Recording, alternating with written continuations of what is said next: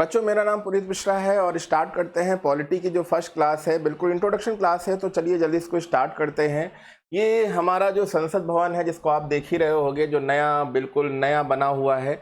और पार्लियामेंट का जो पुराना स्ट्रक्चर है वो आप खुद ही देख रहे हो कि यहाँ पे पुराना स्ट्रक्चर भी आपको दिख रहा है। बट इस संसद भवन में क्या होता है, लोकसभा राज्यसभा की अगर हम बात करें तो क्या दोनों सदन की बात होती है, यहाँ पे किस चीज़ की व्याख्या की जाती है, क्या कोई संविधान की बात करी जा रही है, कौन से यहाँ पे पक्ष हैं, कौन से विपक्ष हैं, कौन यहाँ पे हेड है, कौन यहाँ पे पक्ष का हेड है, कौन विपक्ष का हेड है, यहाँ पे सारी चीज़ें हम लोग यहाँ पर देखेंगे। पार्लियामेंट ऑफ इंडिया, तो यहाँ पे पार्लियामेंट को कितने भागों में बांटा गया है, लोकसभा है कि राज्यसभा है, मंत्रिपरिषद है, विधान परिषद है, कौन क्या रहता है, किसका पार्ट है, ये सारी चीज़ें हम लोग यहाँ पे जानेंगे।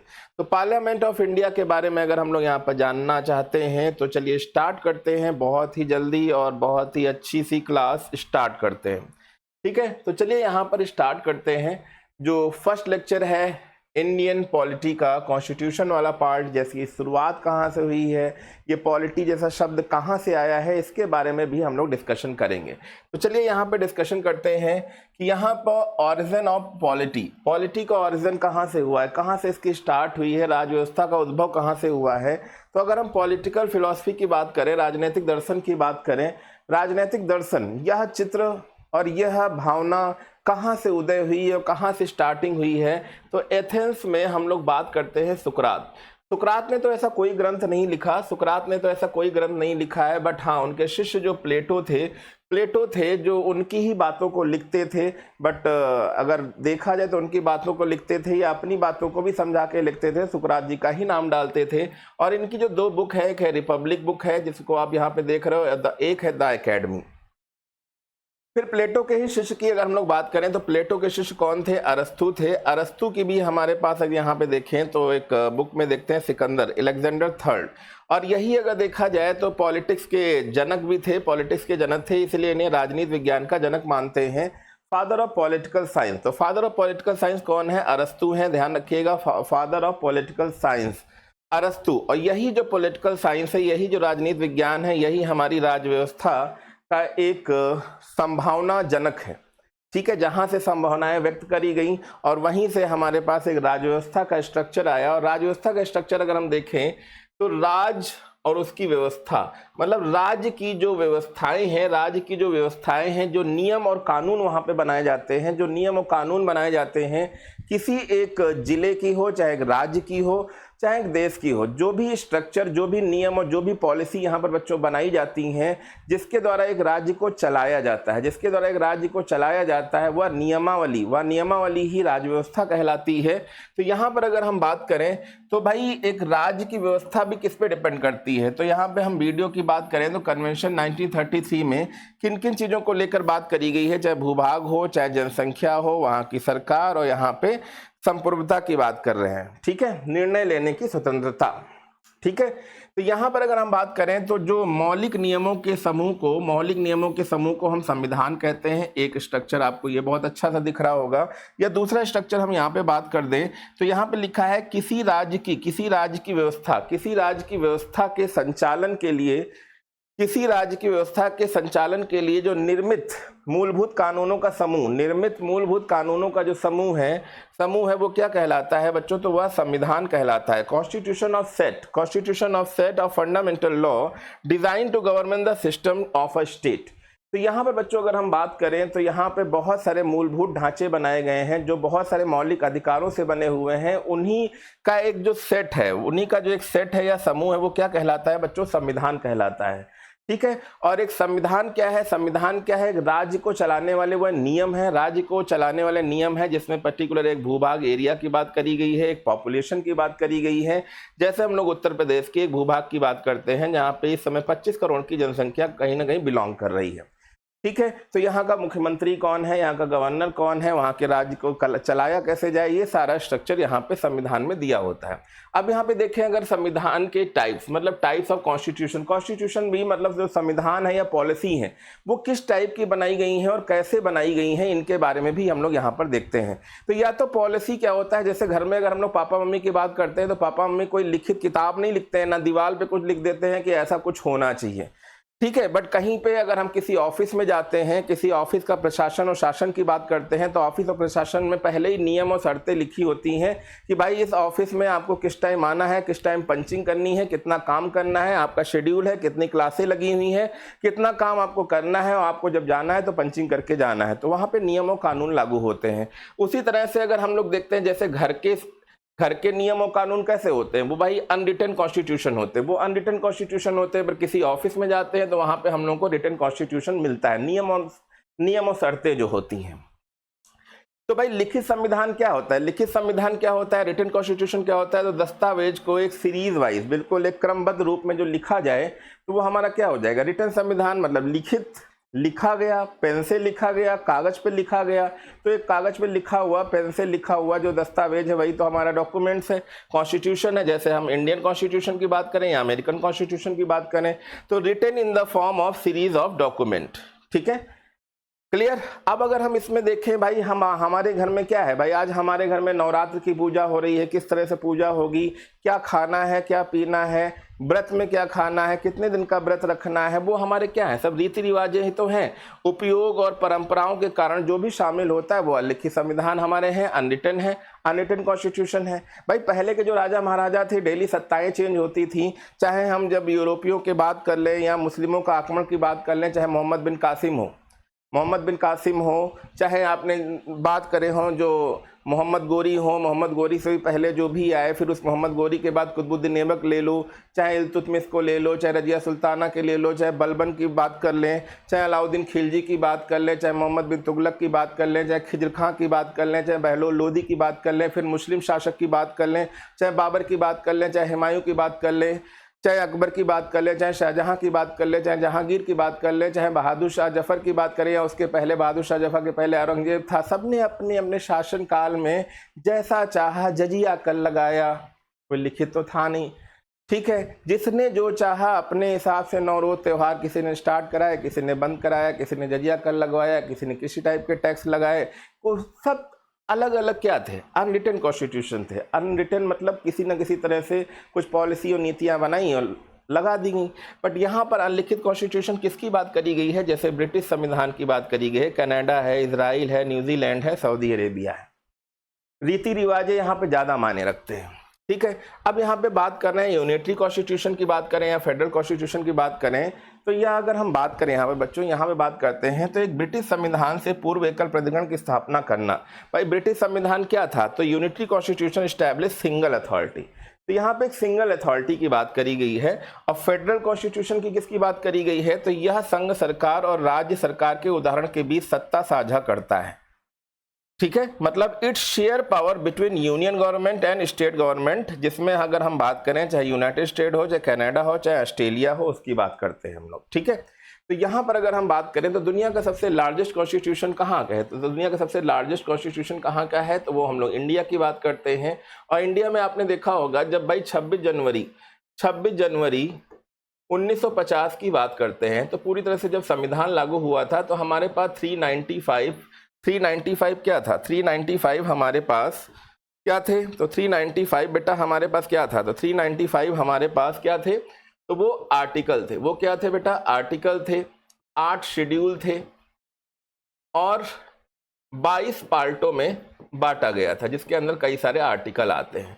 तो अगर देखा जाए तो इसी के नाम से ही आपको पता चल गया कि दुनिया का सबसे लिखित संविधान, सबसे बड़ा लिखा गया संविधान हमारे भारत का ही है, जिसमें आर्टिकल की बात करें तो उसके अनुसार ही इंडिया के 395 आर्टिकल थे। शब्दों की संख्या के अनुसार इंडिया के भाई अराउंड 1.5 लाख यहाँ पे शब्द लिखे गए, है ना।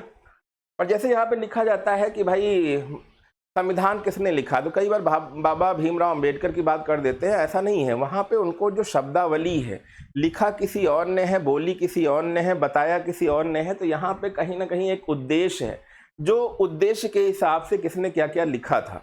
जिसको हम उद्देशिका बोलते हैं, वो हम बाद में बताएंगे। अब हम आती है स्मॉलेस्ट कॉन्स्टिट्यूशन। तो यूएसए टोटल जो है 7 आर्टिकल में बटा गया है, और यहाँ पे अगर हम बात करें तो शब्दों की संख्या जो 3814 है।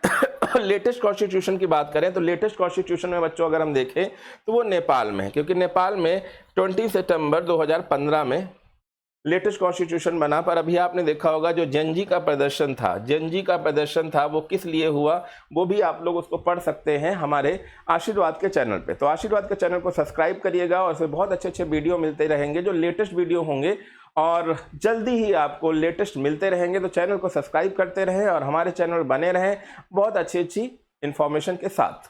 तो चलिए स्टार्ट करते हैं। भारतीय संविधान। भारतीय संविधान के जो संवैधानिक इतिहास है वो कहाँ से आया, उसकी स्टार्टिंग कैसे हुई, कौन लोग आए थे जिसकी वजह से हमारे भारत में संविधान की स्टार्टिंग हुई। तो सबसे पहले अगर हम देखें तो सबसे पहले जो भारत में यूरोपियों की बात कर रहे हैं, तो उसके पहले 1773-1935 तक हमारे संवैधानिक विकास कैसे बना। पर उसके पहले हम लोग बात करते हैं जो बाहरी यूरोपीय आए थे।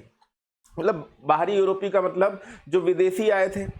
अब उनके देश में कुछ कल्चर चलता होगा, उनके देश में कुछ लॉज चलते होंगे, उनके आधार पे हमारे भारत में भी बहुत सारी चीज़ें थोपी गई या बनाई गई, जो आज अच्छी भी हो सकती हैं, खराब भी हो सकती हैं, ठीक है। बट यहाँ पे देखें सबसे पहले नंबर पे कौन आए, पुर्तगाली आए 1498 में। 1498 में पुर्तगाली आए, उन्होंने एस्तादो द इंडिया नाम की एक कंपनी बनाई। कौन सी बनाई? एस्तादो द इंडिया नाम की एक कंपनी बनाई। एस्तादो द इंडिया नाम की एक कंपनी बनाई। दूसरी कंपनी बेटा कौन सी है? दूसरी कंपनी है ब्रिटेन। दूसरी कंपनी कौन सी? ब्रिटेन, जो 1602 में तो आपने देखा कंपनी का एक निर्माण हो ही चुका था।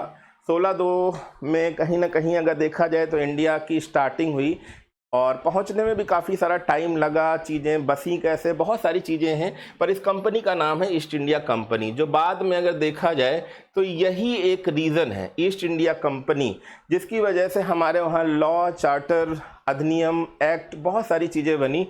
और यही अगर देखा जाए तो यही एक ऐसी पृष्ठभूमि बनी हमारे भारत की, जिसकी वजह से हमारा इंडियन कॉन्स्टिट्यूशन का निर्माण हुआ, ठीक है। अब पुर्तगाली देखिएगा, पुर्तगाली सबसे पहले आए थे और सबसे बाद में ही देखा जाए तो गए हैं 1964 के आसपास ये भारत से गए हैं, गोवा से। फिर तीसरे नंबर पे कौन आया? तीसरे नंबर पे आए, ठीक है, डच, जो नीदरलैंड के निवासी थे। भारत में यूरोपियों कंपनी का प्रवेश यही है। तो ये भी 1600 की अगर हम लोग बात करें तो डच ईस्ट इंडिया कंपनी। उसके बाद चौथे नंबर पे बच्चों कौन आया? चौथे नंबर पे यहाँ पे डेनिश लोग आए, डेनिश, ठीक है। ये 1616 में आए और इनकी कंपनी का नाम था डेनिश ईस्ट इंडिया कंपनी। उसके बाद पांचवें नंबर पे बेटा कौन आता है? पांचवें नंबर पे आते हैं फ्रांसीसी, ठीक है, जिसमें डुप्ले उपले का नाम आपने सुना होगा। 1664 में आया और इनकी कंपनी का नाम था फ्रेंच ईस्ट इंडिया कंपनी। तो यहाँ पे देखिए बहुत जल्दी से ओरली हम आपको कराए दे रहे हैं। यहाँ पे ज़्यादा समझने के लिए क्लासें हम लोग और भी आती रहेंगी, क्योंकि ऐसा तो है नहीं, ये जो छोटा सा पार्ट है, अगर हम पुर्तगालियों के बारे में, ब्रिटेन के बारे में ही अगर पढ़ें तो 5-6 घंटे की क्लास आराम से हो जाएगी। बट यहाँ पे आपको केवल एक विवेचना दी जा रही है कि आप उस विवेचना को देखें और अपनी तरफ से उन चीज़ों को देखें कि यहाँ पर कैसे संविधान का निर्माण हुआ, कौन कौन सी यूरोपीय कंपनियाँ आईं और किस यूरोपीय कंपनी का सबसे ज़्यादा योगदान रहा संविधान को बनाने में, ठीक है। चलिए आगे बढ़ते हैं। तो यहाँ पे देखिए British east India company, British east India जो कंपनी है वो 31 दिसंबर 1600 में, जो मोस्ट इम्पॉर्टेंट पार्ट है इसको ध्यान दीजिएगा, ब्रिटेन के लंदन में जॉन वॉट, एक कौन कैंडिडेट थे? एक थे जॉन वॉट और एक थे जॉर्ज वाइट। इन दोनों कंपनियों ने, देखो होता क्या था कि बहुत सारी यूरोपीय कंपनियां भारत आने के लिए तरस रही थी, क्योंकि भाई सोने की चिड़िया माना जाता था। बहुत सारा सोना चांदी, बहुत सारे खनिज पदार्थ, बहुत सारे मसाले लोगों ने सुन रखे थे कि भारत से ये चीज़ है, भारत में ये चीज़ है, तो लोग वहाँ पे जाने के लिए परेशान थे। तो यहाँ पे इन दोनों कैंडिडेट ने कहा कि भाई हम भी जाएंगे। पर उसके लिए क्या होता था कि भाई लंदन में पर्टिकुलर एक कंपनी बनती थी, कंपनी का एक लिखित दस्तावेज होता था, उस दस्तावेज के तहत ही वो कंपनी भारत में जा सकती थी, ठीक है। तो इसके लिए कंपनी क्या हुआ, जॉन वॉट और जॉर्ज वाइट ने, जॉन वॉट और जॉर्ज वाइट ने, दोनों ने मिलकर एलिजाबेथ प्रथम, जो वहाँ की मेन महारानी थी एलिजाबेथ प्रथम, उनके द्वारा 15 वर्षीय का एक चार्टर बनाया। देखिए ये जो चार्टर है यही बेटा हमारे पास एक देखा जाए तो संविधान की मेन पृष्ठभूमि जो है वो चार्टर ही है। क्योंकि जो चार्टर है यही हमारे लॉ, यही हमारे कानून बने जो आगे संविधान का एक बड़ा सा प्रारूप लिया भारत में। ठीक है, बट यहाँ पर अगर देखें तो अंग्रेजों ने 15 वर्षीय का एक चार्टर लिया था, पर धीरे धीरे वो कंपनियां और फैक्ट्रियां बनाते रहे। बट जो मेन एंट्री थी बच्चों, जो मेन एंट्री थी कि भारत में कहाँ से वो घुसे, उनके लिए जो मेन दरवाजा था जहाँ से उसने या अंग्रेजों ने अपनी सत्ता का प्रारंभ किया। और जब भाई सत्ता का प्रारंभ करेंगे, जैसे मैं किसी चीज़ पे अगर सत्ता बनाता हूं तो हमारे भी कुछ नियम और कानून होंगे। आप कल को कुछ बनते हैं, घर के मुखिया भी बनते हैं, तो आप चाहोगे कि हमारे हिसाब से ये चले। तो वो जो हमारे हिसाब से चले उसका सबसे पहला यहाँ पे अगर हम देखें तो 23 जून 1757 में जो पहला प्लासी का युद्ध हुआ, ये सबसे बड़ा रीजन था बच्चों, सबसे बड़ा रीजन था। और प्लासी जो जगह है, बहुत सारे बच्चे प्लासी कहीं कर्नाटक कहीं बिहार लगाने लगते हैं, तो प्लासी का जो युद्ध हुआ ये विलेज इन वेस्ट बंगाल, ये कहाँ का है, पश्चिम बंगाल की जगह है। प्लासी का युद्ध हुआ था। यहाँ पे ईस्ट इंडिया कंपनी का जो गवर्नर था वो था रॉबर्ट क्लाइव। और प्लासी का जो युद्ध हुआ था, दूसरे कैंडिडेट थे सिराजुद्दौला। दूसरे कैंडिडेट कौन थे, एक तरफ रॉबर्ट क्लाइव आप देख रहे हो, एक तरफ कौन है, एक तरफ रॉबर्ट क्लाइव है और एक है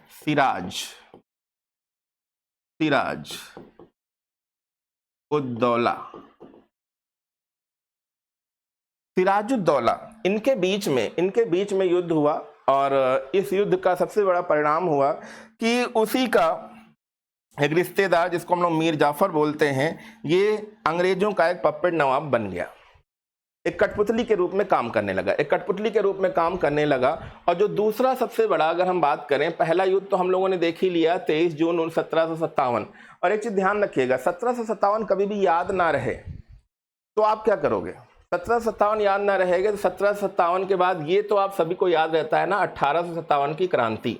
तो 1857 से 100 साल पीछे आ गए, 1857 से 100 साल पीछे आ गए तो क्या हो गया, 1757। मतलब अगर यहाँ पे ये ध्यान रहना चाहिए कि अंग्रेजों ने कहाँ से अपनी कहानी शुरू करी, कहाँ से सत्ता पे कब्जा करना स्टार्ट किया। अगर हम इन चीज़ों की बात करें तो 1757 और 100 साल बाद तुरंत जस्ट 1857 में क्रांति हुई थी, रेवोल्यूशन हुआ था।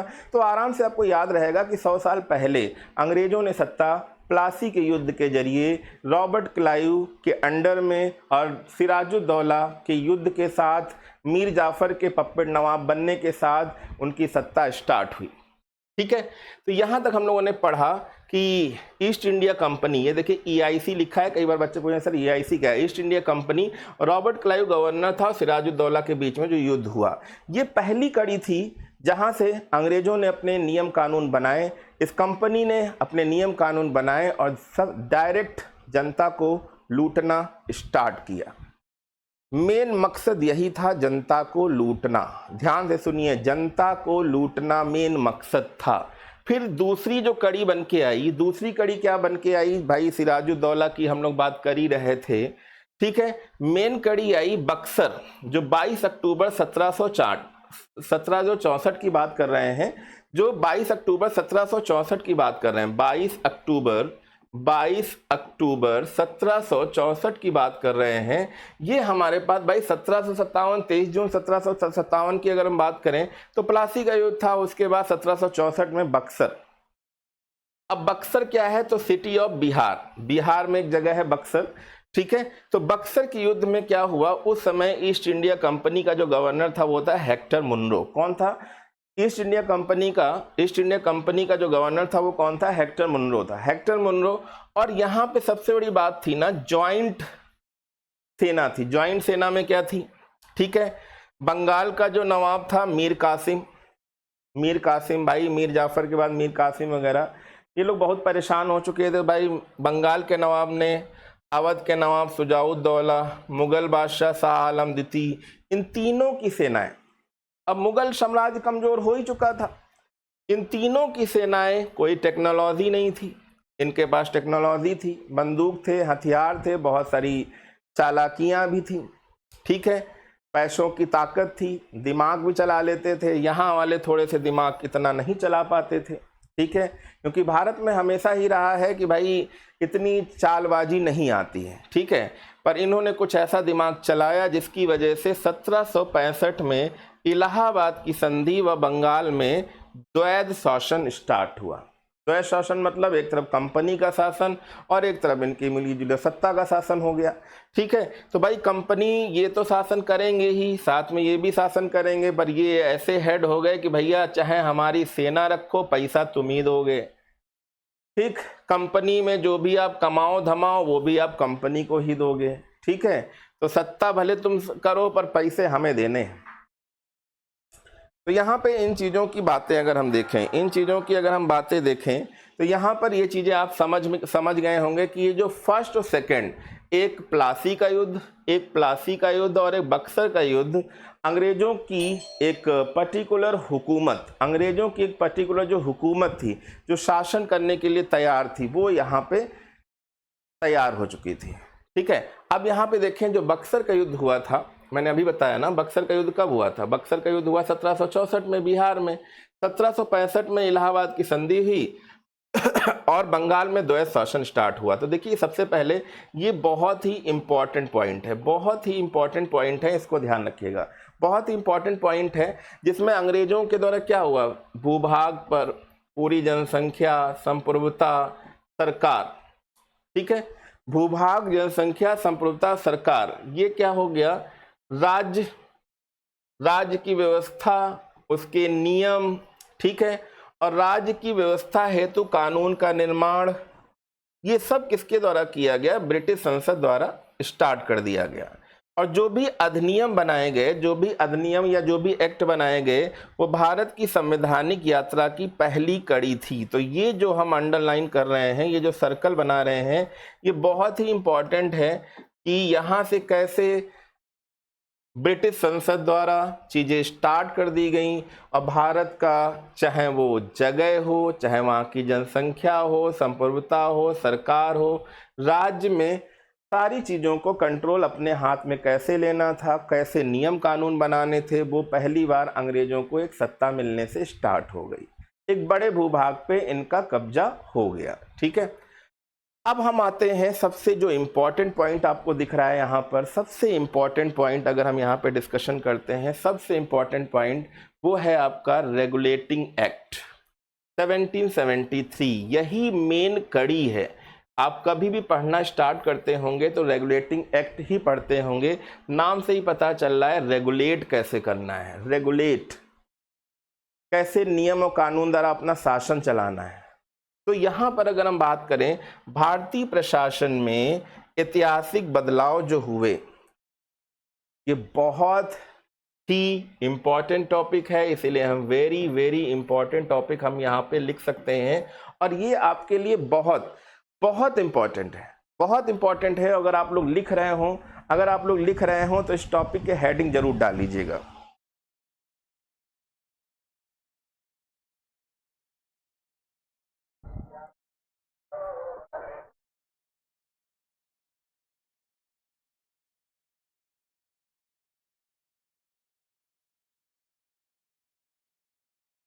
अब बच्चों देखते हैं आगे कि कैसे यहाँ पर भारत का संवैधानिक स्टार्ट हुआ था। ये 1773 से अगर हम बात कर रहे हैं 1935, 1773 से 1935 की अगर हम लोग बात कर रहे हैं तो यहाँ पर सबसे खास आपको देखना क्या है, सबसे खास आपको देखना क्या है कि भाई द्वैध शासन तो स्टार्ट हुआ था कि ईस्ट इंडिया कंपनी के द्वारा 1773 से 1853 तक की हम लोग बात कर लें, क्योंकि 53 तक हम लोग इसलिए बात करेंगे क्योंकि भाई आप खुद ही समझते हो उसके बाद क्रांति कैसे स्टार्ट हुई। तो यहाँ पे सबसे पहले नंबर पे क्या आएगा, रेगुलेटिंग एक्ट आएगा, दूसरा क्या आएगा, एक्ट ऑफ सेटलमेंट आएगा, फिर क्या आएगा, तीसरे पे पिट्स ऑफ इंडिया एक्ट आएगा, ठीक है, चौथे पे फिर क्या आएगा, 1786 का अधिनियम आएगा, फिर यहाँ 5 नंबर पे जो स्टार्ट हुआ यही हमारे पास संविधान की एक पहली कड़ी थी, 1793 का चार्टर एक्ट, 1813 का चार्टर एक्ट, 1833 का चार्टर एक्ट, पहले 20-20 साल के चार्टर एक्ट स्टार्ट हुए थे, चार्टर एक्ट 1853।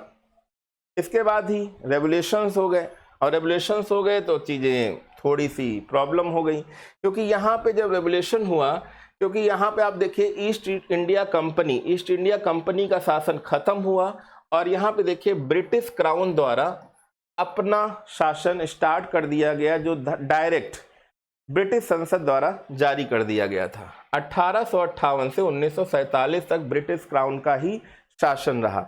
अब यहाँ पे क्या हुआ, तो भाई पहली बार जब कंपनी का शासन खत्म हुआ, क्योंकि 1857 का जो विद्रोह हुआ था, बैरकपुर की छावनी, वैसे तो कर्नाटक से ही माना जाता है, बैरकपुर छावनी, मंगल पांडे का नाम आपने सुना होगा मेरठ में। तो मंगल पांडे की जब फांसी हुई तो एक ऐसा विद्रोह पनपा जो दिल्ली तक पहुंचा। और आप खुद ही जानते हो जफर जी को कैसे म्यांमार में, बर्मा में भेजकर वहीं पे रंगून में जेल में बंद करवा दिया गया था। विद्रोह की समाप्ति करा दी गई थी। और विद्रोह की जब समाप्ति हुई, क्योंकि विद्रोह की समाप्ति का रीज़न भी था क्योंकि बहुत सारे लोग अभी भी जयचंद भारत में बाकी थे जो अंग्रेज़ों का सहयोग कर रहे थे, ठीक है। और पूरी तरह से एक्टिव प्रोसेस नहीं हो पाया, सेंट्रल विद्रोह नहीं हो पाया, लोगों तक सूचनाएं नहीं पहुंच पाई थी, ठीक है। जिसके बाद क्या हुआ, ब्रिटिश क्राउन शासन स्टार्ट हुआ और भारत शासन अधिनियम 1858 बना, ठीक। उसके बाद भारत परिषद अधिनियम 1861 बना, भारत परिषद अधिनियम 1892। फिर उसके बाद आता है मार्ले मिंटो सुधार। तो यहाँ मॉर्ले और मिंटो सुधार 1909 की अगर हम लोग बात करें, या भारत शासन अधिनियम मॉन्टेग्यू चेम्सफोर्ड सुधार 1919 की बात करें, जहाँ पे अब गांधी जी आ चुके थे। भारत शासन अधिनियम की बात करें 1935, जहाँ से पहली बार संविधान की पृष्ठभूमि का एक खाका तैयार करने की बात कही गई थी। और 1935 ही एक ऐसा समय है जहां पे आरबीआई की स्थापना भी हो चुकी थी, ठीक है। और फिर उसके बाद यहाँ पे देखते हैं कि भाई British crown east India company ख़त्म होने के बाद जब ब्रिटिश क्राउन आया तो कई सारे ऐसे संविधान को बनाने के लिए प्रस्ताव रखे गए। जो सबसे पहला प्रस्ताव था अगस्त प्रस्ताव, क्रिप्स मिशन, बेबल योजना, शिमला समझौता, कैबिनेट मिशन।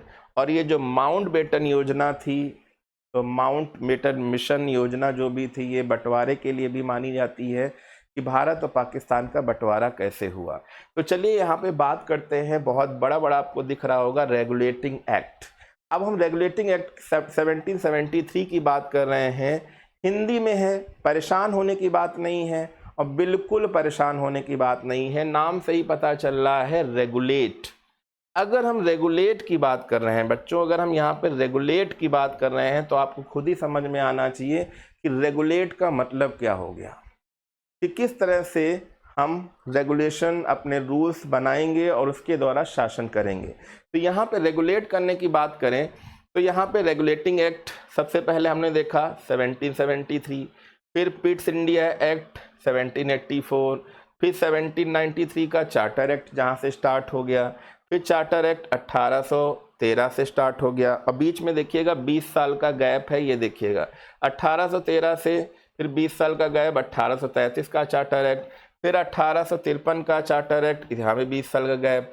फिर यहाँ पे देखिए 57 की जो क्रांति हुई जिसकी वजह से गवर्नमेंट ऑफ इंडियन एक्ट बना 1858। तो ये हमारे पास एक संविधान के कानून बनाने की जो पीढ़ी दर पीढ़ी ये स्टार्टिंग हुई है, इसको भी आपको चार्टर एक्ट के रूप में याद रखना है। अब यहाँ पे बात करें तो जब रेगुलेटिंग एक्ट की बात हो रही थी, रेगुलेटिंग एक्ट 1773 की बच्चों बात हो रही थी, तो हुआ क्या, उस समय किसका शासन था ये भी ध्यान रखना है कि भाई रेगुलेटिंग एक्ट जब स्टार्ट हुआ, ठीक है, 1773 में, तो ब्रिटिश संसद द्वारा इसे बनाया गया। किसके द्वारा बनाया गया, ब्रिटिश संसद। देखा जाए तो कंपनी को जो डायरेक्शन दे रही थी वो ब्रिटिश संसद ही दे रही थी, ब्रिटिश संसद ही दे रही थी। कंपनी यहाँ पे उन रूल्स और रेगुलेशन को भारतीयों पे लादती थी, ठीक है। पर ब्रिटेन का राजा कौन था, तो उस समय जॉर्ज तृतीय था। 1760 से लेकर 1820 ब्रिटेन का राजा कौन था, तो जॉर्ज, ध्यान रखिएगा, जॉर्ज तृतीय, जॉर्ज थर्ड भी बोल सकते हो, ठीक है। प्रधानमंत्री कौन था उस समय, भाई वहां पे प्रधानमंत्री भी होता है, तो लॉर्ड नॉर्थ था। बंगाल का गवर्नर कौन था इस समय, जब 1773 का रेगुलेटिंग एक्ट आया था, 1773 का रेगुलेटिंग एक्ट आया था, तो उस समय भाई लॉर्ड गवर्नर कौन था, तो लॉर्ड वॉरेन हेस्टिंग था, लॉर्ड वॉरेन हेस्टिंग। ये नाम जरूर ध्यान रखिएगा कि रेगुलेटिंग एक्ट जब आया बच्चों, तो गवर्नर कौन था? तो लॉर्ड वॉरेन हेस्टिंग। प्रधानमंत्री कौन था ब्रिटिश का? तो लॉर्ड नॉर्थ था। ब्रिटेन का राजा आज भी चल रहा है तो जॉर्ज तृतीय है। अब यहाँ पे कारण क्या था, क्यों ऐसा बना, ये रेगुलेटिंग एक्ट क्यों बना?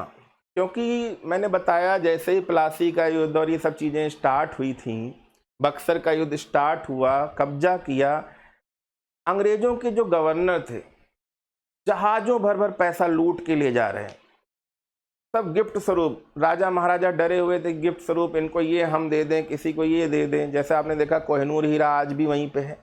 तो गिफ्ट स्वरूप अगर हम बात करें, गिफ्ट स्वरूप अगर हम लोग बात करें तो बहुत सारी चीज़ें अंग्रेज लोग लेके आते थे, चाहे वो धोखे से लेके आए, चाहे शक्ति से लेके आए। और जैसे ही जहाज से उतरते थे सीना तान के उतरते थे कि देखो यहाँ पे कोई हेड नहीं, हम ही देखो इतनी ज़्यादा धन दौलत कमा के लाए। जैसे कई बार होता है ना, जब नए नए लड़कों की नौकरी लगती है, नए नए लड़कों की नौकरी लगती है, 30,000 40,000 50,000 जो भी स्टार्ट करते हैं, तो एक दिन सीना चौड़ के आते हैं, देखो हम भी पैसे कमा रहे हैं।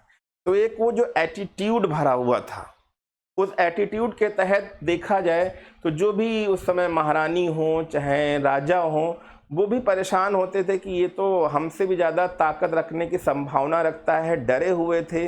बट वो कैसे था, इन सब चीज़ों को हटाने के लिए, इस भ्रष्टाचार को कम करने के लिए ही ये रेगुलेटिंग एक्ट बनाया गया था। कारण था भ्रष्टाचार, कारण था दयनीय आर्थिक स्थिति, कारण था बंगाल में द्वैध शासन। ये सारे कारण थे, ये सारे कारण थे। देखिए अब यहाँ पे प्रमुख प्रावधान की बात करें तो भाई देखिए यहाँ पे नंबर 1 पे देखिए बंगाल का गवर्नर, बंगाल का गवर्नर अब क्या कहलाएगा? तो अब बंगाल का गवर्नर जनरल कहलाएगा। बंगाल का गवर्नर जो अभी होते थे, अब 1773 के रेगुलेटिंग एक्ट के बाद बंगाल के गवर्नर जनरल कहलाएंगे। क्या कहलाएंगे? बंगाल के गवर्नर जनरल कहलाएंगे। ठीक है। और सबसे पहला जो गवर्नर जनरल था वो था वॉरेन हेस्टिंग, क्योंकि इसी के समय में रेगुलेटिंग एक्ट आया, तो भाई गवर्नर जनरल भी तो यही बनेगा, है ना। यह एक 4 सदस्यों वाली कार्यकारी परिषद थी, काउंसिल थी, परिषद थी। ठीक है। जो चाहे तो महाभियोग लगा के किसी को हटा सकती थी। 20 वर्षों हेतु एक एकाधिकार मिला, मतलब वही चार्टर एक्ट टाइप का। ठीक है।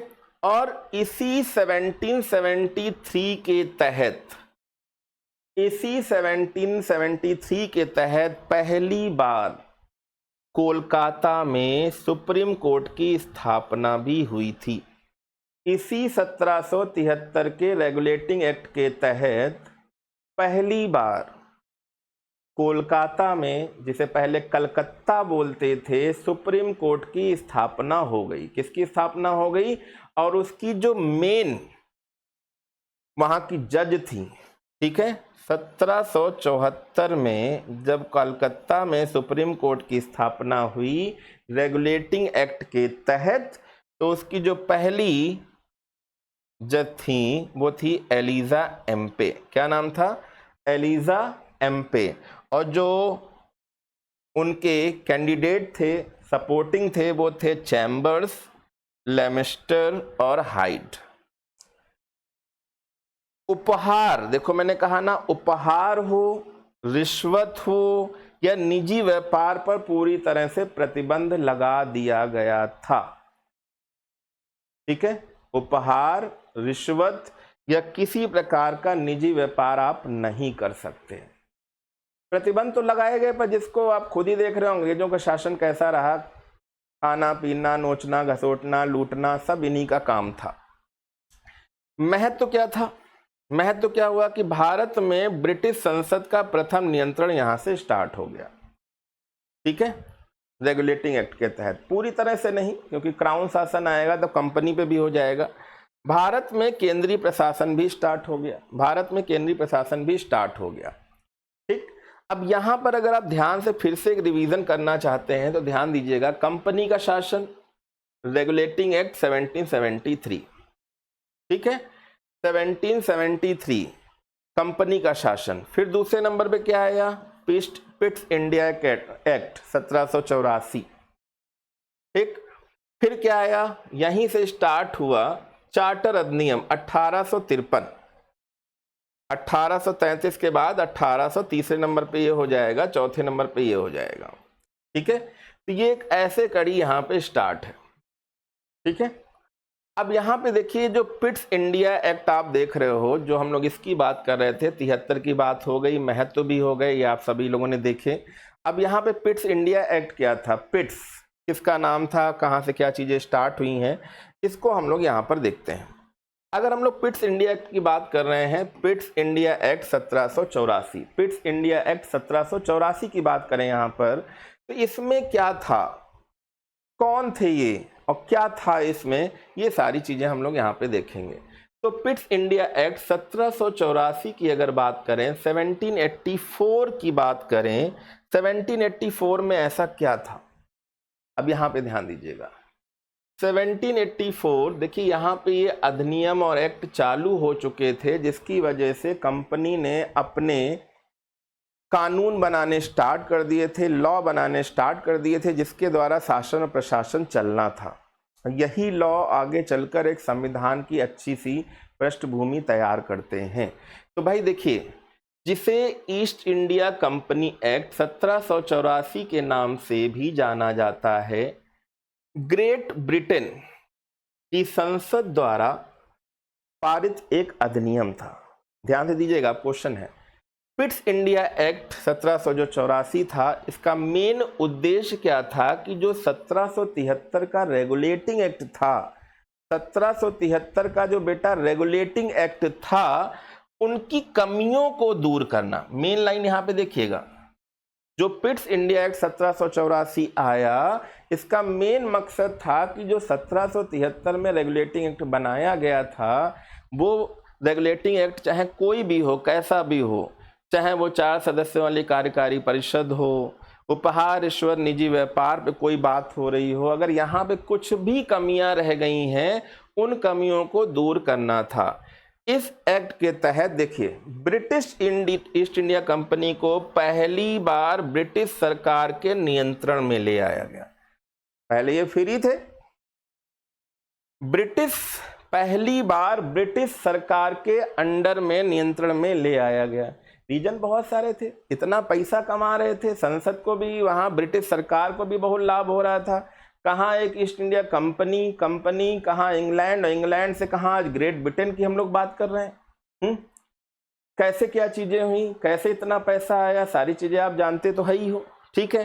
तो यहाँ पे पिट्स इंडिया एक्ट का नाम इंग्लैंड के प्रधानमंत्री विलियम पिट, देखिए यहाँ पे लिखा है, इन्हीं के नाम से Pitt's India act, Pitt the younger के नाम पर रखा गया।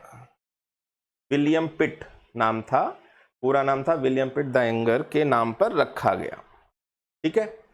अब पिट्स इंडिया एक्ट 1784 के प्रावधान ऐसे क्या नए लागू हो गए थे जो रेगुलेटिंग एक्ट में कम थे या कोई कमी थी। तो भाई यहाँ पे देखें, क्लासिफिकेशन ऑफ द फंक्शन, अगर हम क्लासिफिकेशन ऑफ द फंक्शन की बात करें, तो पिट्स इंडिया एक्ट में ईस्ट इंडिया कंपनी के कार्यों को पहली बार राजनैतिक कार्यों और वाणिज्यिक कार्यों में वर्गीकृत किया गया। मतलब राजनीतिक कार्य और वाणिज्यिक कार्य में अलग अलग वर्गीकरण, क्लासिफिकेशन कर दिया गया। कंपनी के जितने भी राजनीतिक कार्य को ब्रिटिश सरकार ने अपने नियंत्रण बोर्ड में ले लिया, एक नियंत्रण बोर्ड के तहत ले लिया कि भाई जो भी पॉलिटिकल एजेंडे होंगे, जो भी राजनीतिक कार्य होंगे, वो सारे उसके लिए एक नियंत्रण बोर्ड बनेगा। और वाणिज्यिक कार्य के लिए क्या बना दिया गया, एक निदेशक मंडल बना दिया गया। क्या बना दिया गया, एक निदेशक मंडल बना दिया गया, जिसके द्वारा सारी चीजें रखी गई। तो देखिए कैसे बंटवारा हो रहा है कामों को, कैसे बंटवारा हो रहा है, आप लोग स्क्रीनशॉट लेते रहिएगा।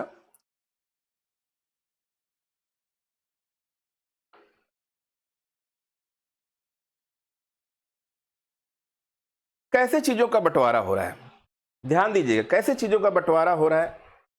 अब जो नियंत्रण बोर्ड बनाया गया था, नियंत्रण बोर्ड किसके लिए बनाया गया था, कि जितने भी राजनीतिक कार्य होंगे, अब आप लोग किसी चीज का बंटवारा नहीं करोगे, कंपनी बताएगी, जो ब्रिटिश संसद बताएगी उसके आधार पर करना पड़ेगा।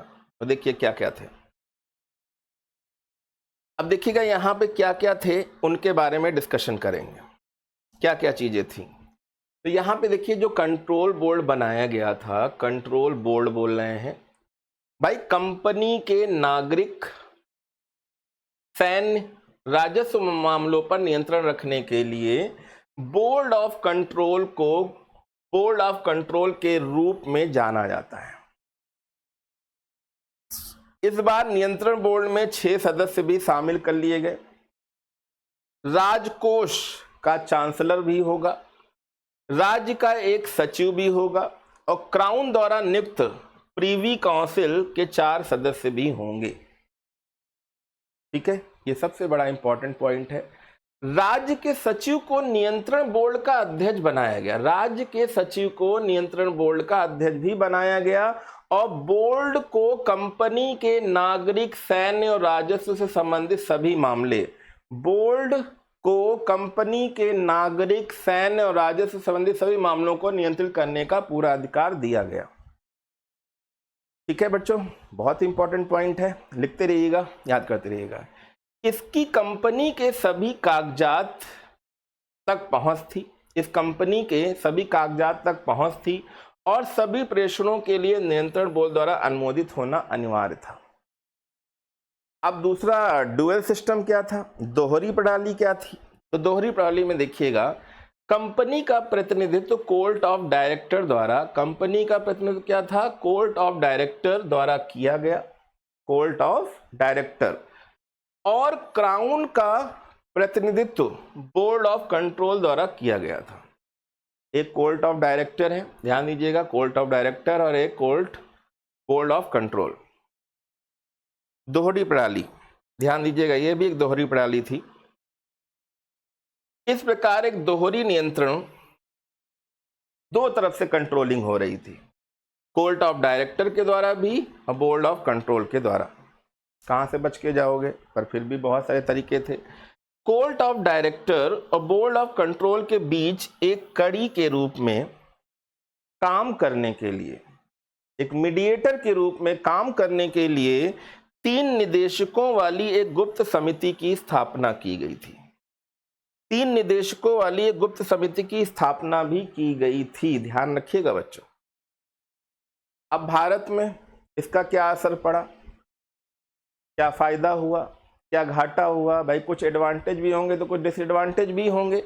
तो पिट्स इंडिया एक्ट के तहत भारत में गवर्नर जनरल की परिषद के सदस्यों को 3 सदस्यों तक कम कर दिया गया, समझ रहे हैं, 3 सदस्यों तक कम कर दिया गया था। और राजा की सेना का कमांडर इन चीफ, जो भी राजा की सेना होगी उसका कमांडर इन चीफ 3 सदस्यों में से ही एक होगा। राजा का कंट्रोल यहां से खत्म हो रहा था। मत देने का अधिकार गवर्नर जनरल को दिया गया था, किसी भी टाइप का फैसला होगा तो गवर्नर जनरल को भी मत देने का अधिकार था। उसी समय मद्रास और बॉम्बे की प्रेसिडेंसी को गवर्नर जनरल के अधीन रखा गया था। मद्रास और बॉम्बे जो प्रेसिडेंसी थी, ये नाम आपने सुने होंगे, बंगाल, मद्रास और बॉम्बे, इन्हीं प्रेसिडेंसी को देख के पहला बैंक भी बनाया गया था, शायद सुना होगा। फिर उसके बाद आता है कूटनीति, युद्ध और राजस्व से संबंधित सभी मामलों में बंगाल को अधिक अधिकार दिए गए। अब संपत्ति का खुलासा बात करते हैं। संपत्ति का खुलासा, प्रॉपर्टी डिस्क्लोज कैसे होगी, तो यहां पे भी देखिएगा लिखा है, पिट्स इंडिया एक्ट ने नागरिक और सैन्य अधिकारियों के लिए, नागरिक और सैन्य अधिकारियों के लिए, ठीक है, भारत और ब्रिटेन में अपनी संपत्तियों के विवरण का खुलासा करना अनिवार्य कर दिया। भ्रष्ट अधिकारी कड़ी सजा के हकदार थे, भ्रष्ट अधिकारी कड़ी सजा के हकदार थे। अब लिखा है पिट्स इंडिया एक्ट 1784 विशेषताएं। अब इसकी विशेषताएं क्या थी,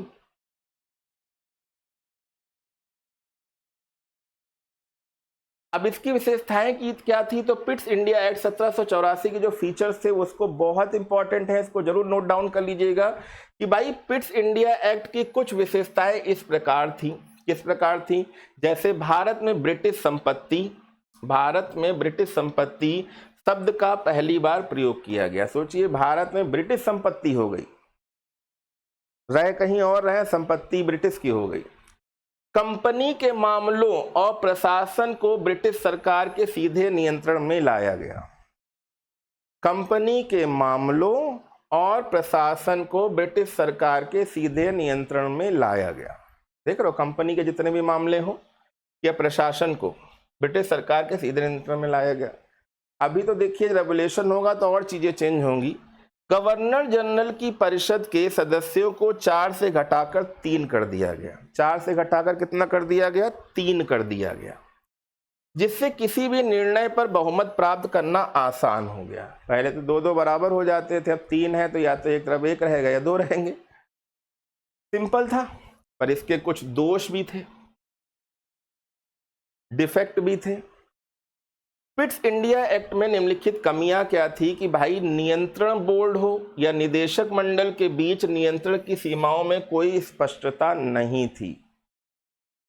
भाई एक तरफ नियंत्रण बोर्ड है, एक तरफ नियंत्रण मंडल है, के बीच नियंत्रण की कोई सीमा ही नहीं थी। बोर्ड ऑफ कंट्रोल की बात करें या कोर्ट ऑफ डायरेक्टर और गवर्नर जनरल की शक्तियों की बात करें तो व्यक्ति परक थी, जैसा व्यक्ति जैसी उसकी शक्तियां, और वस्तुनिष्ठ नहीं थी। नियंत्रण बोर्ड पर पक्षपात, भाई भतीजावाद का आरोप लगाया गया था कि जो रिश्तेदार थे उनको ज्यादा छूट दी जा रही थी, जो रिश्तेदार नहीं है उनको छूट नहीं दी जा रही थी। तो यहां पर अगर हम बात करें तो पिट्स इंडिया अधिनियम 1784, क्राउन जॉर्ज तृतीय थे, प्रधानमंत्री कौन थे? विलय पिट्स दी यंगर, ठीक है। और 1773 रेगुलेटिंग एक्ट की कमियां क्या थी, वो सारी चीजें हम लोग पढ़ ही चुके हैं कि भाई ईस्ट इंडिया में द्वैत शासन का प्रारंभ हुआ। बोर्ड ऑफ डायरेक्टर जिसका काम था व्यापारिक मामले देखना, ईस्ट इंडिया कंपनी। राजनीतिक मामले बोर्ड ऑफ कंट्रोलर जिसकी 6 सदस्यों की एक टीम थी, क्राउन नियुक्त करेगा। और प्रावधान क्या थे, तो गवर्नर, एक बार फिर से देखो इसको रिपीट कर रहे हैं, गवर्नर जनरल की परिषद में सदस्य संख्या कितनी थी? 4 थी, 4 से 3 कर दी गई, अभी पढ़ा आप लोगों ने। गवर्नर जनरल को वीटो की शक्ति प्रदान की गई, एक नया पॉइंट यहाँ पे लिख के आया, ठीक। कोलकाता को कंपनी की राजधानी बनाया गया, जो कलकत्ता था उस समय उसको कंपनी की राजधानी बनाया गया। पहली बार भारत को ब्रिटिश अधिपत्य क्षेत्र कहा गया, ये अभी आप लोगों ने पढ़ा। 1786 का विशेष अधिनियम क्या था कि गवर्नर जनरल को प्रधान सेनापति भी बनाया गया। गवर्नर जनरल को परिषद के निर्णय को रद्द करने की शक्ति भी दी गई थी, ठीक है। 1793 का प्रथम जो चार्टर अधिनियम था, अब इसको भी पढ़ेंगे, बहुत इंपॉर्टेंट है, कि ईस्ट इंडिया कंपनी के जितने भी व्यापारिक और प्रशासनिक एकाधिकार को अगले 20 वर्षों के लिए बढ़ा दिया गया। व्यापार तो करना ही था, कोई ना कोई नया तरीका निकाल के सारी चीजों को सही भी करना था, ठीक है। क्लियर? वेतन भारतीय राजस्व से देने की व्यवस्था की गई।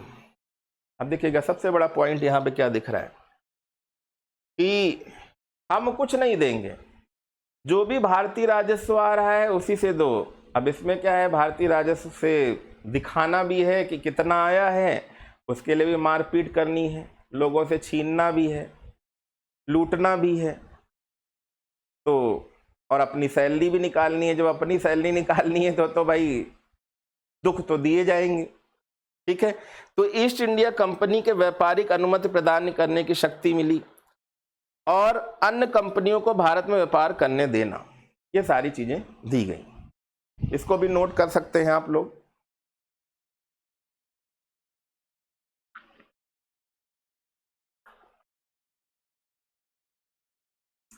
दूसरा है 1813 का चार्टर अधिनियम। 1813 का जो चार्टर अधिनियम है, इस समय भी क्राउन कौन था? जॉर्ज तृतीय थे। बंगाल का गवर्नर जनरल, अब यहाँ पे ये मोस्ट इंपॉर्टेंट है, 1813 में बंगाल का गवर्नर जनरल मिंटो प्रथम था, जिसका कार्यकाल था 1807 से लेकर 1813 तक। क्लियर? ये क्या बनाया गया? ये चार्टर एक्ट क्यों महत्वपूर्ण है, इसके प्रावधान क्या थे? क्योंकि यहाँ पे मिंटो नाम आया, मार्ले मिंटो। कंपनी के व्यापारिक अधिकारों में कमी, कंपनी के जितने भी व्यापारिक अधिकार थे उसमें कमी की गई। प्रशासनिक एकाधिकार 20 वर्ष तो बढ़ा दिया गया, प्रशासनिक एकाधिकार बढ़ाया गया, ध्यान दीजिएगा। यहां पे मात्र जो व्यापार हो रहा था मात्र किससे? चीन, चाय व अफीम का व्यापार हो रहा था, ठीक है। चूंकि व्यापारिक एकाधिकार में कमी की गई थी, इसलिए या अतः भारत में ब्रिटिश नागरिकों व कंपनियों को व्यापार की अनुमति मिली। भारत में ब्रिटिश नागरिक, जो ब्रिटिश के नागरिक थे वहां से आ रहे थे और कंपनियों को व्यापार की अनुमति मिल गई, ठीक है।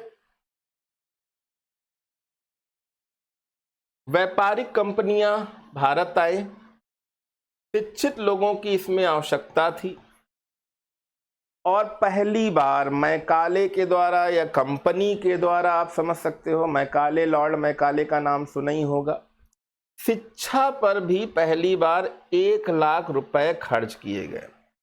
क्योंकि बहुत सारे लोग कंपनीज की तरफ से नहीं आ सकते थे, बहुत सारे लोग ब्रिटिश के द्वारा नहीं भेजे जा सकते थे, इसलिए यहाँ पे ही शिक्षित लोगों को ढूंढना स्टार्ट किया गया। इसलिए पहली बार 1 लाख रुपए खर्च किए गए भारतीय साहित्य विज्ञान रिवाइवल पे। खर्च भले किए गए पर आप खुद ही जानते हो किसके सिर से पैसा आया और किसके सिर पे मार दिया गया, है ना। भारत में ईसाई मिशनरी आगमन अनुमति हो गई और जिसका हेडक्वार्टर भी कौन बना? कलकत्ता। पहले नाम कलकत्ता था तो कलकत्ता ही दिमाग में फीड करिएगा, कलकत्ता। आता नहीं है जय काली कलकत्ते वाली, तेरा वचन न जाए खाली, कलकत्ता था पहले। अब स्थानीय निकायों को करारोपण की शक्ति दी गई, जो स्थानीय निकाय थे। First time define the constitutional position of British Indian territories. Very important line, इसलिए प्लीज इसे ध्यान रखिएगा, प्लीज इसे ध्यान रखिएगा, इंपॉर्टेंट लाइन है। अब आता है, ये नाम सुना ही होगा इन महाराज का, ये जो गवर्नर जनरल थे, Lord William Bentinck. The charter act 1833 जो अभी हम लोग पढ़ रहे थे, उसका एक कंप्लीट ओवरव्यू भी हम लोग देख सकते हैं, ठीक है। ब्रिटिश इंडिया का जो शासन था वो हम कैसे देखेंगे यहाँ पे? तो अभी हमने बताया था कि 1833 ही पढ़ रहे थे यहाँ पे। 1833 जो एक था शासन, जो 1813 के बाद अब आएगा, ये मेन एक इम्पॉर्टेंट पॉइंट है। इसको हम लोग बोल भी सकते हैं वेरी वेरी इम्पॉर्टेंट। 1813 1833 20 साल का। अब इसे देखिएगा, जो 1833 का जो चार्टर एक्ट था, इसे सेंट हेलिना एक्ट 1833 भी कहा जाता है। क्या कहा जाता है? सेंट हेलिना 1833 का एक्ट भी कहा जाता है, या भारत सरकार अधिनियम 1833 के नाम से भी जाना जाता है। Indian government act, Indian government act 1833 IgA. British संसद द्वारा विधि आयोग, विधि आयोग मतलब कानूनी सुधारों के कार्य हेतु भारत सरकार द्वारा स्थापित एक कार्यकारी निकाय की स्थापना हेतु पारित किया गया था। चार्टर एक्ट 1833 को दक्षिण अटलांटिक में ब्रिटिश क्षेत्र के नाम पर सेंट हेलिना, ब्रिटिश क्षेत्र के नाम पर सेंट हेलिना एक्ट भी कहा जाता है, ध्यान रखिएगा। 1813 जो इसके पहले का चार्टर एक्ट था, ईस्ट इंडिया कंपनी को 20 वर्षों तक सत्ता में बने रहने की अनुमति दी थी, जो 1833 में समाप्त तो हो गई, समाप्त हो गई। ईस्ट इंडिया कंपनी के कार्यकाल और नियमों को नवीनीकरण के लिए 1800, नवीनीकरण मतलब कुछ नए पॉलिसी जो 20 साल को देखते हुए बनाए गए थे, 1833 का चार्टर एक्ट को लागू किया गया था। इसकी पृष्ठभूमि क्या थी कि 1833 का जो चार्टर एक्ट था, तो ये बनाया गया था 1813 की कमियों को, देखो हर बार कुछ कमियां कुछ अच्छा देख के ही नए वाले को अपडेट किया जाता है। तो 1833 का जो चार्टर एक्ट था औद्योगिक क्रांति के परिणाम स्वरूप यूनाइटेड किंगडम यूके में हुए जबरदस्त विकास के बीच पारित हुआ। 1833 की विशेषताएं क्या थी कि बंगाल के जो गवर्नर जनरल थे, भारत का अब गवर्नर जनरल कहा जाएगा। देखिए यहाँ पे अब भारत का गवर्नर जनरल होगा, भारत का गवर्नर जनरल कहा जाएगा। इस परिणाम स्वरूप जो भारत का सबसे पहला गवर्नर जनरल बन के आया या उभरा या नाम है लॉर्ड विलियम बेंटिक, जो भारत के पहले गवर्नर जनरल बने और देश का प्रशासन इनके ही द्वारा केंद्रीकृत किया गया। ठीक है, तो यहाँ पर अगर हम देखें तो अलग अलग चीजें हैं, बहुत सारी स्थायी शक्तियां जिसके द्वारा खो भी दी गई। ठीक है, अब गवर्नर जनरल के पास जो लॉर्ड विलियम बेंटिक थे पास संपूर्ण ब्रिटिश भारत पर विधायी शक्ति थी। कोई भी कानून जो ब्रिटिश भारतीय उपनिवेशों में सभी व्यक्तियों और क्षेत्रों को प्रभावित करता था, चाहे वो ब्रिटिश का हो, चाहे विदेशी हो या स्थानीय भारतीय हो, उसे गवर्नर जनरल द्वारा काउंसिल द्वारा मतलब संशोधित, निरस्त या परिवर्तित किया जा सकता था। भाई भारत का गवर्नर जनरल बन गया था लॉर्ड विलियम बेंटिक, नाम सुना होगा। कंपनी के नागरिक और सैन्य कार्यों की देखरेख गवर्नर जनरल इन काउंसिल द्वारा की जाती थी। ठीक है, गवर्नर काउंसिल जनरल में 4 सदस्य होने थे, चौथे सदस्य के पास बहुत कम शक्तियां थी। ध्यान रखिएगा, 4 सदस्य जिसमें चौथे की शक्तियां बहुत कम थी। पहली बार गवर्नर जनरल का नाम बदलकर भारत सरकार कर दिया गया था। परिषद का नाम बदलकर भी भारत परिषद कर दिया गया था, इंडियन काउंसिल कर दिया गया था। ध्यान दीजिएगा, भारतीय विधि आयोग की बात करें तो भारत में पारित किसी भी कानून को ब्रिटिश संसद में प्रस्तुत करना आवश्यक हो गया था और उसे एक्ट मतलब अधिनियम कहा जाता था। इस अधिनियम के परिणाम स्वरूप एक भारतीय विधि आयोग की स्थापना हुई। देखिए भारतीय विधि आयोग की स्थापना हो गई, ध्यान दीजिएगा 1833 ध्यान रखिएगा। पहले विधि आयोग का नेतृत्व लॉर्ड मैकाला, जो सबसे पहले भारतीय विधि आयोग था उसका जब से पहला हेड या नेतृत्व किसने किया, तो लॉर्ड मैकाले ने किया। किसने किया? लॉर्ड मैकाले ने किया। ठीक है, इसका उद्देश्य सभी भारतीय कानूनों को संहिताबद्ध करना था। कैसे करना था? संहिताबद्ध।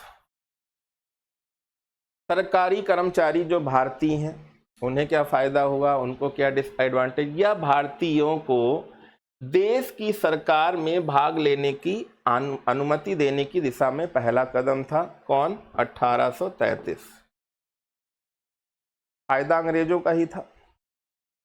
यही चीज तो क्रांति का कारण बनेगी कि अंग्रेजों को ज्यादा पैसा दिया गया, भाई भतीजावाद भी चल रहा था उनके में और इनके साथ कुछ नहीं, ये नौकर के नौकर ही कहलाए। इसमें कहा गया कि सरकारी कर्मचारियों की नियुक्ति के लिए जन्म, रंग, धर्म या नस्ल की बजाय योग्यता पर विचार किया जाना चाहिए। बट उस समय भारत में जातिवाद वगैरह चल भी बहुत ज़्यादा रहा था, कहीं ज़्यादा या कहीं कम, पर धर्म को जो है सबसे ज़्यादा इम्पोर्टेंट दी जा रही थी और धर्म ही पहली बार एक क्रांति का रीज़न बनकर उभरेगी। तो चलिए बच्चों आगे बढ़ते हैं। यहाँ पे देखिए कुछ इंपॉर्टेंट चीज, ईसाई धर्म की ओर रुझान में बदलाव। अब भारत में ब्रिटिश निवासियों की संख्या बढ़ रही थी। रीजन क्या था, क्यों बढ़ रही थी? क्योंकि कानून में 3 विशपों का प्रावधान किया गया है। विशप तो जानते ही होंगे। इसका उद्देश्य क्या था कि ईसाई संस्थाओं की स्थापना करना। सभी आए थे, मुस्लिम आए तो उन्होंने अपना मिशनरी एलाय थे, अपनी स्थापना कर रहे थे, अपने धर्म की बात कर रहे थे, यहाँ पे अलग थी। विभाजित बंगाल प्रेसिडेंसी, अब अध्यादेश ने बंगाल प्रेसिडेंसी को आगरा और, देखिए अध्यादेश जो जारी हुआ था बंगाल प्रेसिडेंसी को आगरा और फोर्ट विलियम प्रेसिडेंसी में विभाजित कर दिया। एक आगरा और एक फोर्ट विलियम। इस पर कभी अमल नहीं हुआ वैसे, ठीक है। गुलामी का उन्मूलन, अब इस अधिनियम का उद्देश्य उस समय भारत में दास व्यापार को समाप्त करना था। जो दास प्रथा थी, दास प्रथा को समाप्त करना था। 1833 बहुत इंपॉर्टेंट है, इसको ध्यान रखिएगा। ब्रिटिश संसद द्वारा यूनाइटेड किंगडम और उसके सभी क्षेत्रों में दास प्रथा को समाप्त कर दिया गया। अब कोई दास नहीं रहेगा। कुछ चेंजेस भी हुए। 1833 का महत्व क्या था कि इसमें ईस्ट इंडिया कंपनी का एकाधिकार पूरी तरह से समाप्त हो गया। ईस्ट इंडिया कंपनी का जो एकाधिकार था कि हम ही राजा, हम ही मंत्री हैं, वो समाप्त कर दिया गया। इसने ईस्ट इंडिया कंपनी को ब्रिटिश राज के अधीन एक प्रशासनिक निकाय बना दिया, मतलब एक प्रशासनिक हिस्सा बना दिया। और जितने भी वाणिज्यिक निकाय थे, बिजनेस से संबंधित, व्यापार से संबंधित के रूप में इसकी भूमिका समाप्त कर दी गई। ना आप किसी से व्यापार करना, न कुछ, संसद ही करेगी जो भी करेगी। यही वो चरण था 1833 जिसमें सिविल सेवाओं के लिए भी प्रतियोगी परीक्षाएं शुरू करने का प्रस्ताव रखा गया। आपने खुद भी देखा होगा सिविल सर्विस का जनक किसे बोलते हैं, तो सिविल सर्विस का जनक बोलते हैं लॉर्ड कॉर्नवालिस। किसको बोलते हैं? Lord Cornwallis. ध्यान रखिएगा, लॉर्ड कॉर्नवालिस थे। भारत में भारतीय विधि आयोग की स्थापना भी की गई थी। भारत के गवर्नर जनरल को भारत का गवर्नर जनरल में परिवर्तित कर दिया गया था। मद्रास और बंबई को गवर्नर की विधायी शक्तियां छीन ली गई थी। ठीक है, तो देखिए कितनी इंपॉर्टेंट चीजें थी। एक बार रिवीजन कर लेते हैं। रिवीजन तो 1833 का जो चार्टर अधिनियम है, इसे सेंट हेलेना एक्ट भी कहा जाता है। क्या कहा जाता है? सेंट हेलेना एक्ट भी कहा जाता है। क्राउन विलियम फोर्थ 1830 से 37 का शासन था। बंगाल का गवर्नर जनरल, जो भारत का गवर्नर जनरल बनेगा, उसका नाम था लॉर्ड विलियम बेंटिक, जो 1828 से 1835 तक रहा। प्रावधान और महत्व क्या था? ईस्ट इंडिया कंपनी का एकाधिकार खत्म कर दिया गया। व्यावसायिक पूर्णतया समाप्त हो गया। प्रशासनिक 20 वर्षों हेतु बढ़ाया गया। बंगाल का जो गवर्नर जनरल था वो भारत का गवर्नर जनरल कहलाएगा। सारी शक्तियां जो थी भारत पहले के गवर्नर जनरल विलियम बेंटिक को ही दे दी गई थी। गवर्नर के द्वारा बनाए गए कानून को एक्ट कहा गया। अब गवर्नर जो भी कानून बनाएगा, जो भी भारत का गवर्नर जनरल होगा, उसका एक्ट कहलाएगा, अधिनियम। गवर्नर जनरल को भारत की किसी क्षेत्र के लिए किसी प्रकार का कानून बनाने की शक्ति दे दी गई। इंपॉर्टेंट है। भारत का पहला गवर्नर जनरल विलियम बेंटिक, ध्यान रखिएगा। गवर्नर जनरल की परिषद की संख्या 4 कर दी गई। संपूर्ण भारत हेतु पहली बार एक बजट भी पेश हो गया और भारत वास्तविक केंद्रीकरण यहां पे हो गया। भारतीय विधि आयोग का गठन, जिसमें 4 सदस्य थे और उसका अध्यक्ष कौन था? लॉर्ड मैकाले था। लॉर्ड मैकाले संहिता का निर्माण भी हुआ था, कोडिफाइंग ऑफ लॉ। गवर्नर जनरल की परिषद जो थी वो भारत परिषद बनी। ठीक है। पीआईए 1784 द्वारा सदस्य संख्या 3 को पुनः 4 कर दिया गया। पुनः 4 कर दिया गया, ध्यान दीजिएगा। और ये 4 सदस्य की विधिवत्ता हो गई। लॉर्ड मैकाले विधि सदस्य था, अस्थायी सदस्य था, पर था। सरकारी सेवाओं के चयन हेतु खुली प्रतियोगी परीक्षा, मतलब कंपटीशन की पहली बार। अगर पूछा जाए कि सिविल सर्विस का जनक कौन है, तो आप बोलोगे लॉर्ड कॉर्नवालिस। सिविल सर्विस का जनक कौन है? तो लॉर्ड कॉर्नवालिस था। अभी मैंने बताया था लॉर्ड कॉर्नवालिस। सिविल सर्विस का जनक कौन था? तो लॉर्ड कॉर्नवालिस था। और कंपटीशन की शुरुआत किसने कराई? तो कंपटीशन की शुरुआत लॉर्ड मैकाले ने कराई। ये भी ध्यान रखिएगा, लॉर्ड मैकाले। एक सिविल सर्विस की बात कर रहा है, एक कंपटीशन की स्टार्टिंग कर रहा है। लंदन में हैलीबर्ग कॉलेज से स्टार्ट कराई थी। ठीक है, इंपॉर्टेंट है, ध्यान रखिएगा, वेरी वेरी इंपॉर्टेंट। और ये दो जो मैंने लिखे हैं ये भी बहुत इंपॉर्टेंट है। ठीक है, ध्यान रखिएगा। अब धारा 87 की बात करते हैं। सरकारी चयन में जाति, वर्ण इत्यादि को यह प्रावधान बाद में हटा दिया गया था, लेकिन भेदभाव नहीं होगा किसी टाइप का। ठीक है। तो भारत में दास प्रथा की समाप्ति 1843, सती प्रथा की समाप्ति 4 दिसंबर 1829 पहले ही बाई बेंटिक द्वारा कर दी गई थी। दास प्रथा की समाप्ति और सती प्रथा की समाप्ति कर दी गई थी। तो यहाँ पर देखिएगा बहुत ही इंपॉर्टेंट, अगर हम बात करें तो भारत को पहली बार आधिकारिक तौर पर बड़े उपनिवेश कहा गया। पहली बार भारत सरकार शब्द का प्रयोग किया गया, जो कि गवर्नर की परिषद हेतु किया गया था। बंगाल को आगरा और बंगाल में विभाजित करने का असफल योजना थी, वो पूरी तरह से लागू नहीं हो पाई थी। ईस्ट इंडिया कंपनी अब मात्र एक प्रशासनिक इकाई बनकर रह गई थी, क्योंकि व्यापारिक एकाधिकार पूरी तरह से समाप्त कर दिया गया था। वेरी इंपॉर्टेंट टॉपिक है, इसको भी आप स्क्रीनशॉट ले सकते हैं या लिख सकते हैं। भारत में अंग्रेजों का मुक्त निवास, फ्री सेटलमेंट मिला, कहीं भी रहना चाहें, कैसे भी रहना चाहें। और 1837 फारसी के स्थान पर इंग्लिश स्टार्ट हो गई। भाई मुगलों का शासन खत्म हुआ तो भाई अब फारसी के स्थान पर इंग्लिश ने स्थान ले लिया, इंग्लिश भाषा ने स्थान ले लिया। अब 1853 का जो चार्टर अधिनियम था, इसके समय जो लंदन का मतलब इंग्लैंड की बात कर रहे हैं, जो क्राउन था वो अलेक्जेंडर विक्टोरिया थी 1837 से 1901 तक। भारत का गवर्नर जनरल कौन था, इसके बारे में भी आपने बहुत सुना होगा, डलहौजी के बारे में, जो 1848 से 1856 तक रहा। इसके बारे में आपने बहुत अच्छा भी सुना होगा, बहुत खराब भी सुना होगा। भारत में संसदीय व्यवस्था का आधार गवर्नर जनरल परिषद बन गई थी।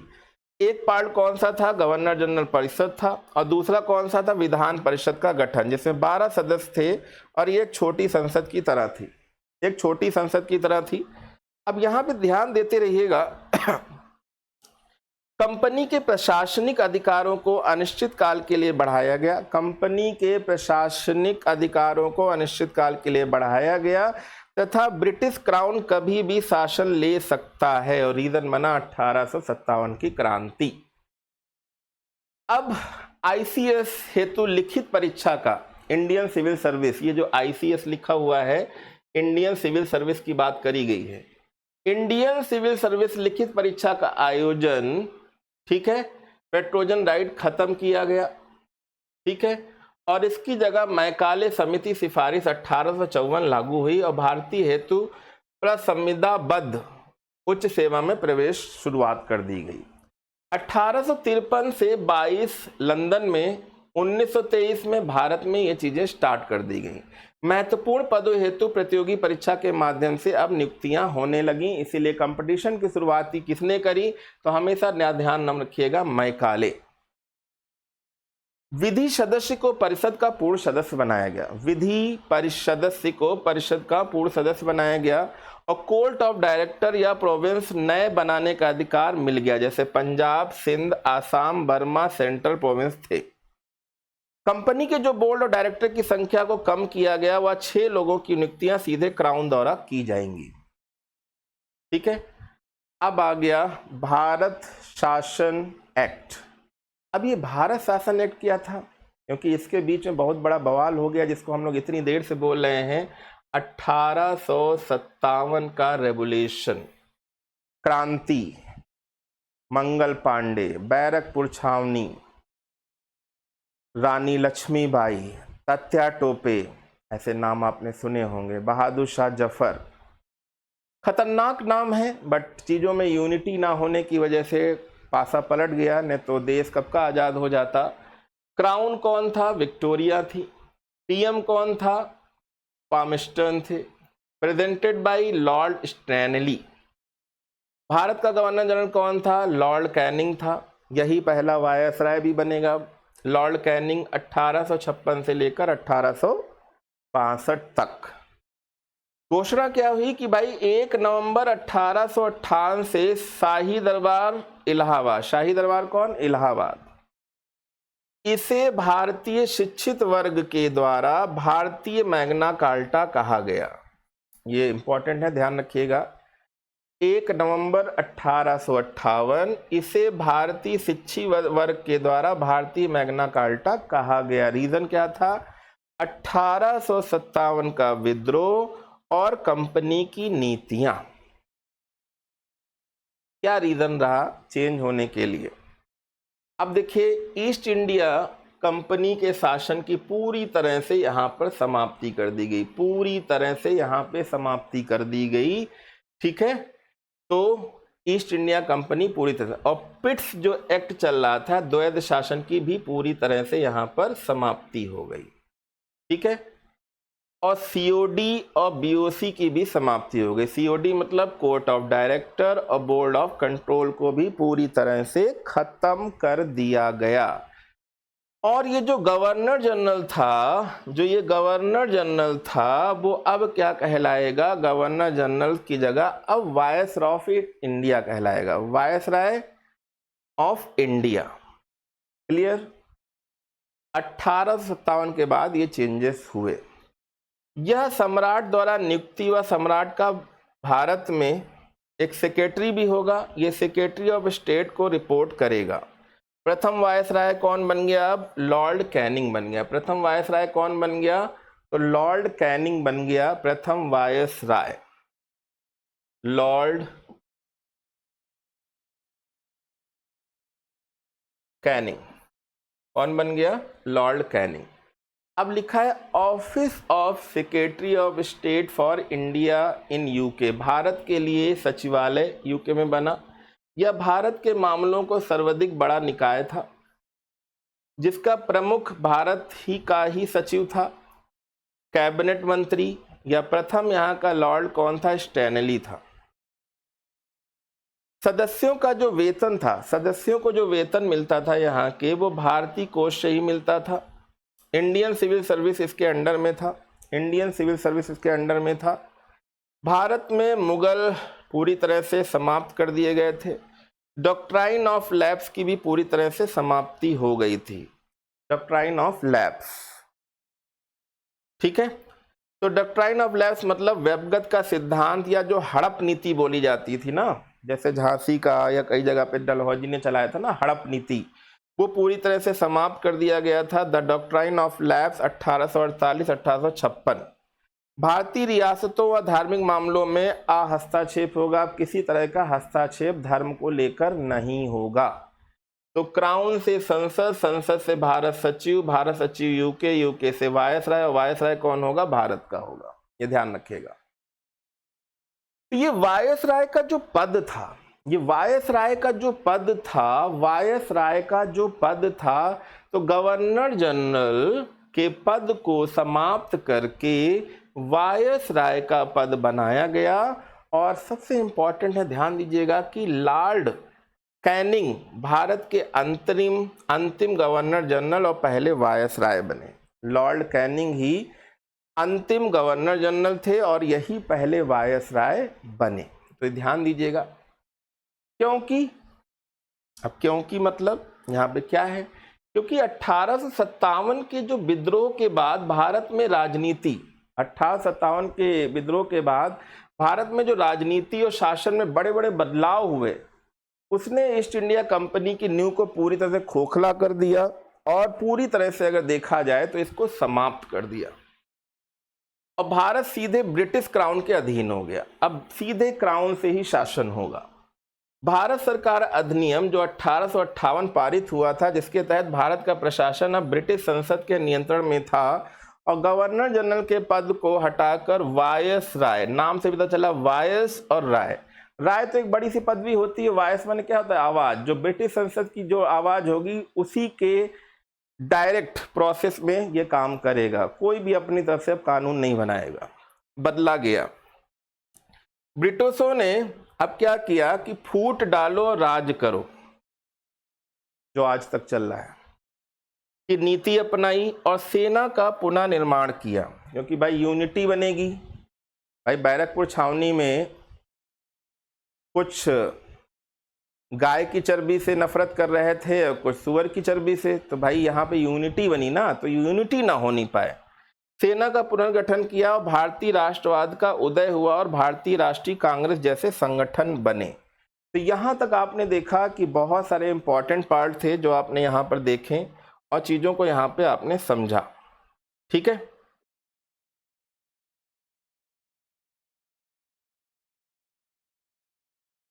ठीक है। तो यहाँ पर जो अब नया पार्ट बनेगा, जो नया पार्ट हम लोग पढ़ेंगे, जो बहुत ही इम्पॉर्टेंट पार्ट है, और इस चार्ट को लेकर हम बहुत ही अच्छा और शानदार वीडियो बनाएंगे। ठीक है, आपसे वादा रहा। और इसको पढ़िएगा, क्योंकि अभी तक हम लोगों ने जो पढ़ा वो चार्टर अधिनियम 1857 की क्रांति तक हम लोग आ गए कि कैसे कंपनी का शासन स्टार्ट हुआ और कैसे हम लोग क्राउन के शासन के तहत आ गए। 1858 के जो अधिनियम बने उसके तहत क्या चेंजेस हुए वो हम लोगों ने पढ़े। अब जो टॉपिक स्टार्ट होगा वो होगा भारतीय संविधान का निर्माण। अब भारतीय संविधान को जो निर्माण था इसके बारे में हम लोग अगले नेक्स्ट टॉपिक में पढ़ेंगे। ये टॉपिक हम लोग यहीं पे समाप्त करते हैं, और जो इम्पोर्टेंट टॉपिक है वो ये है कि आप इन चीज़ों को पढ़ते रहिए, चैनल को सब्सक्राइब करते रहिए, जिससे हम और भी चीज़ें बना सकें। ठीक है, तो आज के लिए धन्यवाद, थैंक यू, मिलते हैं नेक्स्ट लेक्चर में।